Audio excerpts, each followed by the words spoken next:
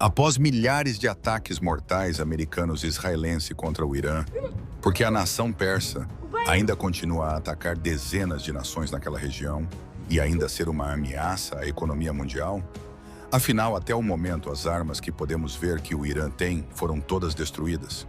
O presidente dos Estados Unidos, Donald Trump, subiu ao pódio da Casa Branca nesta quarta-feira e fez uma declaração que soou como vitória total. Não sobrou praticamente nada no Irã. A guerra está vencida e podemos encerrar isso quando eu quiser.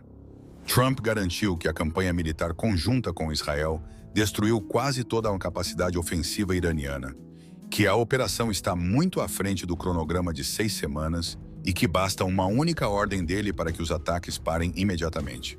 Parecia o fim da história, mas enquanto Trump celebrava, o Irã continuava lançando mísseis, ameaçando navios petroleiros no Estreito de Hormuz e mantendo uma força de dissuasão que ainda assusta o mundo inteiro.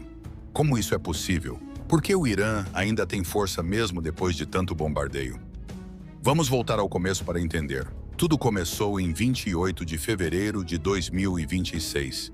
Desde o primeiro dia, os Estados Unidos, trabalhando lado a lado com Israel, iniciaram uma campanha aérea e naval sem precedentes.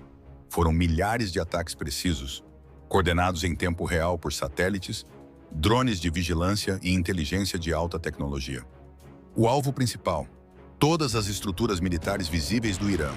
Bases terrestres, instalações navais e aéreas foram atingidas uma atrás da outra, 24 horas por dia, durante 2 semanas seguidas. As imagens divulgadas pelo próprio Pentágono são impressionantes e não deixam dúvida do estrago. Cerca de 40 navios de guerra iranianos foram completamente destruídos. Dentre eles, 2 grandes porta-drones, aqueles navios que serviam como plataformas móveis para lançar dezenas de drones kamikaze ao mesmo tempo. Além dos navios grandes, uma frota inteira de lanchas leves de ataque, rápidas, armadas com mísseis antinavio, foi incinerada. Algumas foram afundadas no porto, outras foram destruídas em alto mar, enquanto tentavam se aproximar de rotas comerciais. Em poucas horas, a marinha iraniana praticamente deixou de existir como força organizada. No céu, a situação foi ainda mais dramática. O poder aéreo iraniano já era considerado obsoleto há anos. Caças antigos, muitos deles dos anos 70 e 80, sem peças de reposição por causa das sanções. Mesmo assim, os Estados Unidos e Israel não correram riscos. Todos os aviões que ainda estavam em pistas foram destruídos em solo por bombas guiadas por laser e mísseis de precisão. Pistas de pouso foram crateradas, hangares explodidos. Em poucos dias, o Irã perdeu qualquer capacidade de colocar um avião no ar para se defender ou contra-atacar.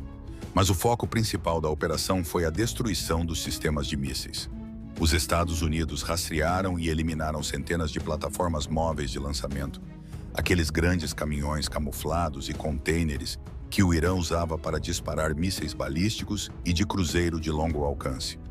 Vídeos de alta resolução mostram caminhões sendo atingidos em pleno deserto, contêineres explodindo em chamas.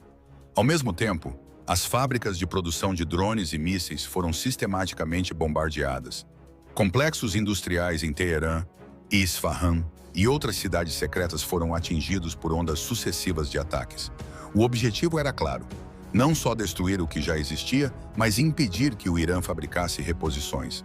Com essa supremacia aérea e naval absoluta, parecia impossível que o Irã ainda conseguisse reagir. E, de fato, a capacidade convencional de superfície do regime foi praticamente zerada. No entanto, o Irã encontrou uma brecha. Mesmo com quase todos os navios afundados e aviões destruídos, o regime começou a usar mísseis de cruzeiro e balísticos para atacar navios petroleiros que passam pelo Estreito de Hormuz.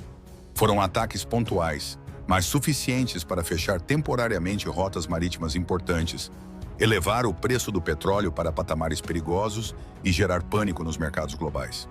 O mundo inteiro começou a sentir o impacto: ameaça de crise energética, inflação em alta, economias de dezenas de países correndo risco de colapso. Esse é o poder de dissuasão que o Irã ainda mantém. E aqui entra o grande segredo que explica por que o Irã não caiu de vez: os bunkers. Durante décadas, o regime investiu bilhões de dólares na construção de complexos subterrâneos profundos, escavados dentro de montanhas, desertos e regiões rochosas. Esses bunkers são verdadeiras fortalezas, galerias reforçadas com concreto armado, portas blindadas, sistemas de ventilação independentes e capacidade de resistir a bombardeios convencionais. Eles foram projetados exatamente para este tipo de guerra. Esconder o arsenal onde aviões e drones não conseguem alcançar facilmente. Sempre que os Estados Unidos e Israel destroem estoques de mísseis ou plataformas expostas na superfície, o Irã reage em poucas horas.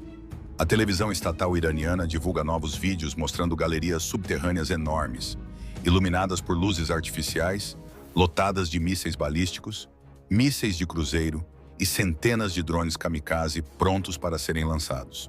Essas imagens servem como propaganda interna para manter o moral da população e, ao mesmo tempo, como mensagem clara ao mundo. Vocês destruíram o que estava à vista, mas o que realmente importa está guardado embaixo da terra. Por causa disso, os Estados Unidos já estão preparando uma nova fase da operação. Fontes do Pentágono confirmaram que uma missão específica de ataques anti-bunkers está em planejamento avançado. Serão usados bombas penetradoras de grande profundidade, aquelas que conseguem atravessar dezenas de metros de rocha antes de explodir, inteligência de satélite de última geração e até, possivelmente, forças especiais para mapear os túneis. O objetivo é chegar exatamente onde está guardada a verdadeira força letal do Irã. Os estoques subterrâneos que ainda permitem ao regime lançar ataques contra navios, ameaçar o Golfo e pressionar a economia mundial. É importante lembrar também que o regime sobreviveu a uma mudança dramática no comando. O líder supremo, Ali Khamenei, foi morto nos primeiros dias dos bombardeios. Seu filho Mojtaba Khamenei assumiu o cargo rapidamente, mesmo tendo sido ferido nas pernas no ataque inicial. A troca de liderança não parou a estratégia. Pelo contrário, o novo líder mantém a linha dura e usa os bunkers como principal trunfo para prolongar o conflito, forçar os Estados Unidos a gastar mais recursos e criar pressão política e econômica sobre Donald Trump. Enquanto Trump afirma que a vitória já foi conquistada e que não sobrou praticamente nada, o Irã prova que ainda tem capacidade de causar danos reais. A força que o regime exibe hoje não é mais a força de superfície, aquela que foi praticamente dizimada. É a força subterrânea, escondida, planejada para resistir exatamente a este tipo de guerra moderna.